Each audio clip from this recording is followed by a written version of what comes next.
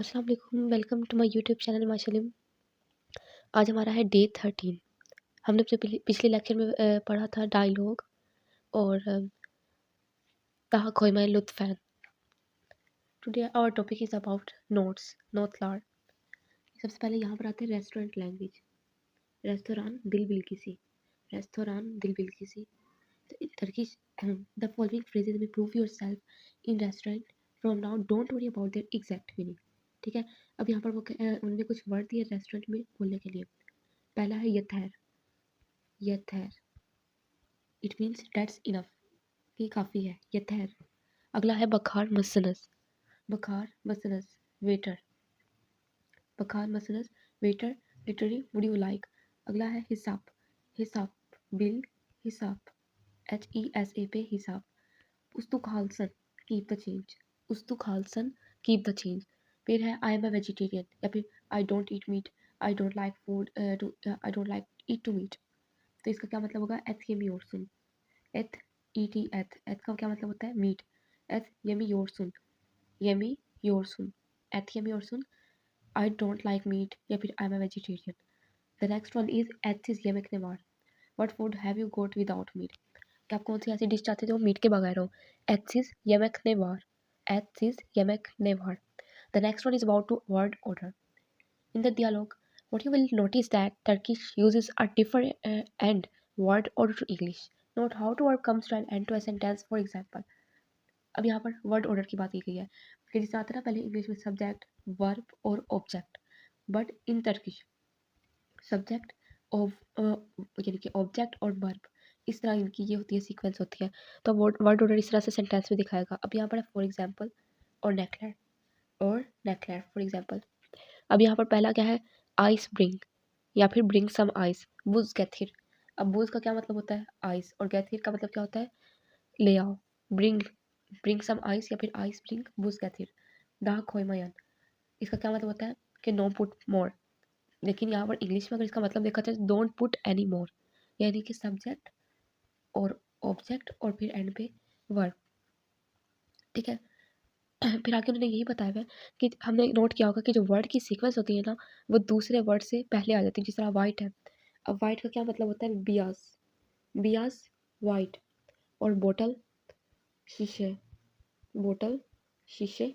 और वाइन शराब।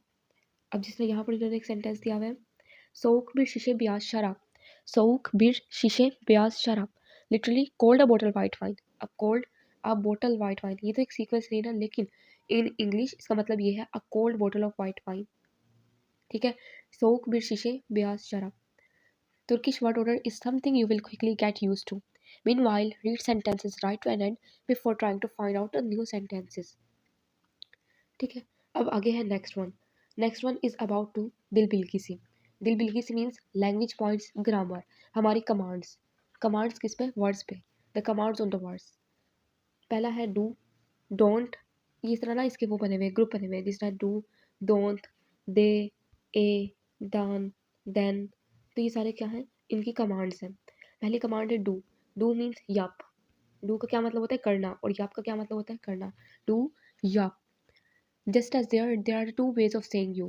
The first one is about to send. Send means you, but it is almost about the informal way. ठीक है। और अगला क्या है ये हम इनफॉर्मल के लिए यूज़ करते हैं send, लेकिन जो सीज होता है वो फॉर्मल वे के लिए यूज़ करते हैं। Two ways of telling people what to do. One is formal, but the other is informal. अब पहले उन्होंने familiar वे बताया, फिर फॉर्मल कमांड्स बताई उसकी, फिर उसी को ही वोवल हार्मनी में यूज़ किया, यानी कि इसके 3 स्टेप्स हैं।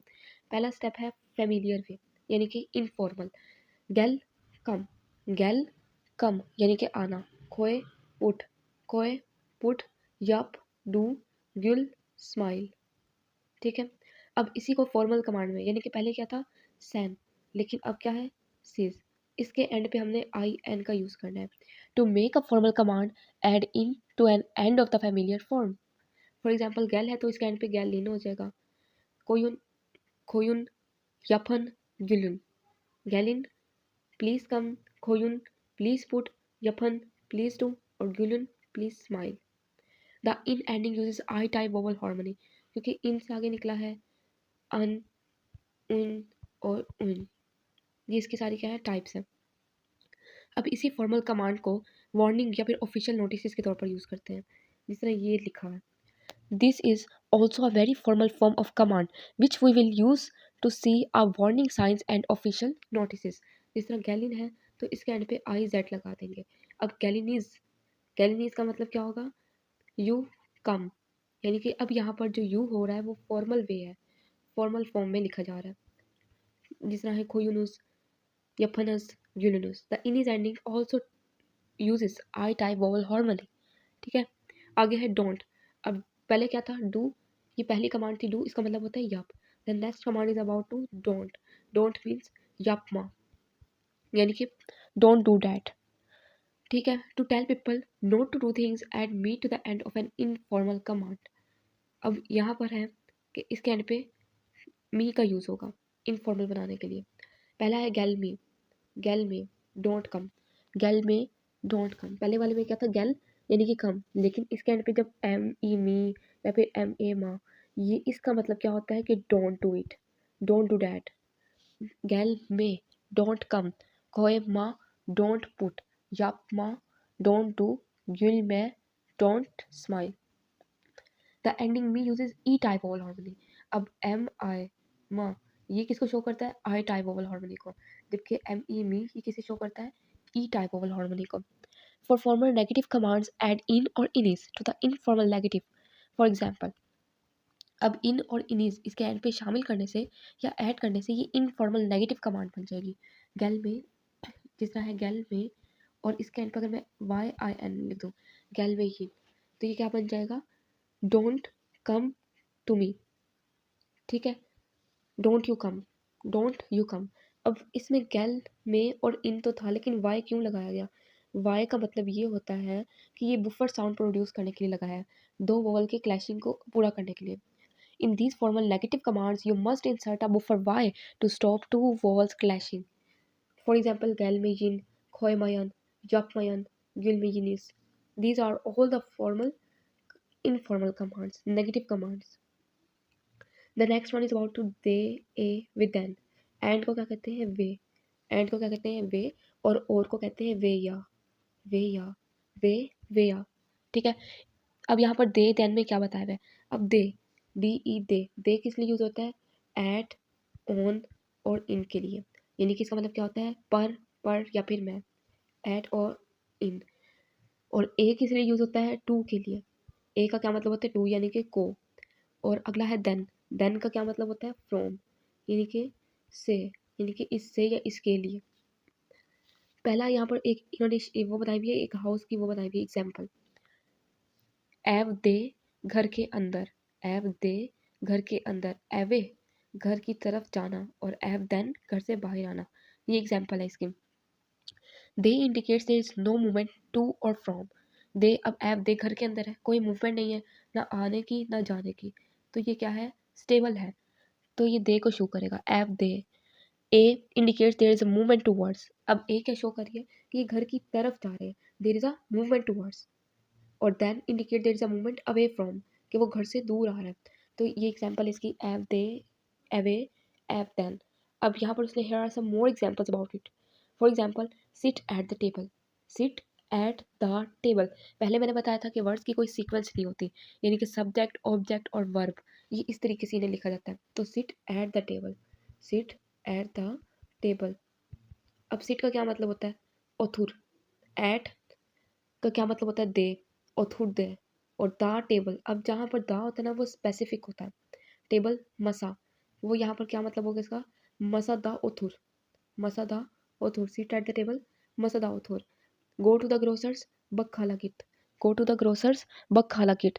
गो from the bank to the grocers, के बैंक से ग्रोसर शॉप की तरफ जाना, तो बैंक खदान बखाला किट, बैंक खदान बखाला किट। मसदा उथुर, बखाला किट, बैंक खदान बखाला kit. All these examples follows E-type vowel harmony. So these are all the examples of they, a, with an commands of grammar language points. आगे हम दे, ए और देन को context के अंदर किस तरह से हम फॉलो कर सकते हैं। पहला क्या है, the book is on the table, the book is on the table, the book is on the table, it means book, किताब, ऑन दा और टेबल मसा, तो किताब मसदा, या फिर हम ऐसे भी कह सकते हैं मसा दा किताब, किताब मसदा या मसदा किताब।